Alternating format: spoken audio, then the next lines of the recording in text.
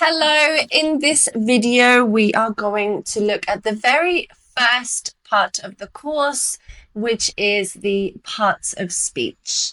Now, the parts of speech are the different types of words that you get in a language. And you can think of them as different puzzle pieces that go together and make the whole puzzle. It's worth mentioning that a native English speaker probably doesn't know the difference between the different parts of speech. But I personally think if you want to learn a language, a second language, then it's best to know the structure and it will help you.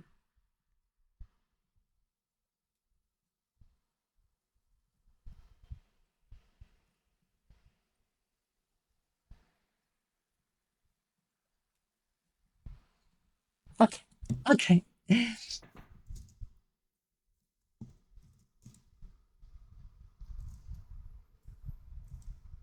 Okay, let's have a look. Okay, let's have a look at the 8 different parts of speech. The first is a noun. These are the important things in your sentence. So things like the people, the place, the object, things like that. We are nouns. Places are nouns. We then have pronouns. So a pronoun is if you don't want to repeat the word of the noun, you can replace it with a pronoun. So that's like he, she, it, etc. And we're going to look at pronouns in more detail in the next lesson.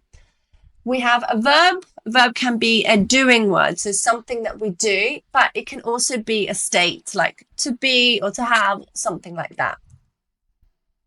There are different types of verbs that we're going to look at in the course. The main verb is the action of the sentence, the main focus. We then have auxiliary verbs and modal verbs, which act like a function or help the form of the phrase. And we also have phrasal verbs, which are kind of vocabulary in English. It's a verb plus a preposition that changes the meaning of the word. And we'll look at that in more detail as well. An adjective. An adjective is used to describe a noun. Remember, the noun is the main focus of the sentence, the object. And an adjective will be something like a color or the size or some other type of descriptive word for the noun. We do also have articles and determiners, which sometimes count as an article because it gives more information about the noun. We then have adverbs. Adverbs are a little bit different to adjectives in that they describe either a verb, an adjective, or maybe another adverb, okay? We can sometimes recognize them because they have ly at the end. And they will describe the way you do something. We're going to look at all of these in more detail in this course.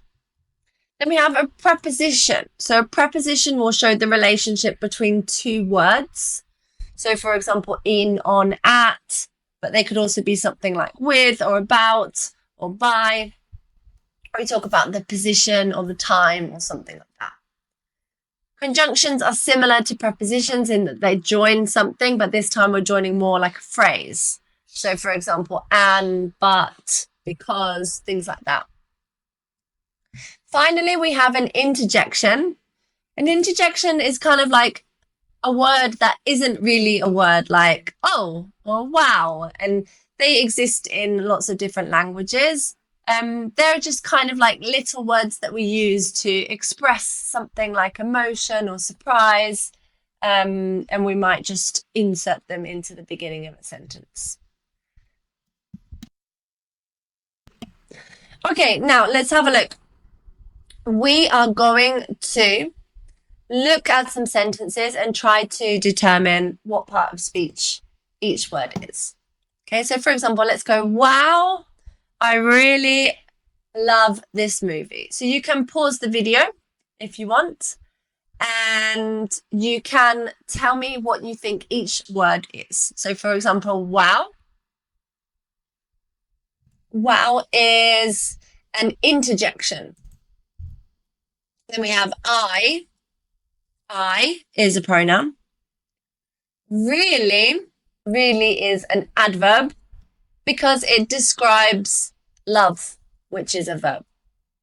This, in this case, we're going to say adjective because it's a type of determiner that can describe movie, which is a noun. Let's do one more and then the rest of it will be for you to do as homework. So they arrived at the airport late. Pause the video if you need more time. So we've got they is a pronoun. Arrived is a verb in the past tense. At is a preposition. The is an article, or we could say an adjective because it describes airport, which is a noun. And late is an adverb. Fantastic. Okay, you've got 3 more to do here. And at the bottom of the roadmap, bottom of this section, there are even more activities for you to try. I will see you in the next video where we're going to be looking at subject and object pronouns.